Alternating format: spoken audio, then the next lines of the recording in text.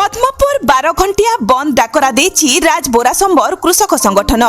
राजरास्ता रे चाषी चाषी टोकन समस्या तथा प्रति मंडी रे 3 रु 4 केजी धान कटणी तथा धान धीर गति रे मंडी रु उठिबा आदि विभिन्न समस्या नहीं आज बरगड़ जिला पद्मपुर 12 घंटिया बंद डाकरा देछि राजबोरासंबर कृषक संगठन। तेबे समस्त सरकारी तथा बेसरकारी अनुष्ठान बंद रखिबा सह अख चक सबु बंद करिबा पई आह्वान देछि राजबोरासंबर कृषक संगठन।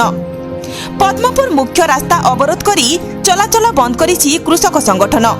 तेबे घटनास्थल रे 2 प्लाटून पुलिस मुतयन सह जेभली कोनोसी प्रकार विशृंखला सृष्टि न हेबो से नेई निज प्रस्तुति रखिचंती। बरगड़ जिला पद्मपुर रु सुरेंद्र मेहरଙ୍କ रिपोर्ट भरोसा न्यूज।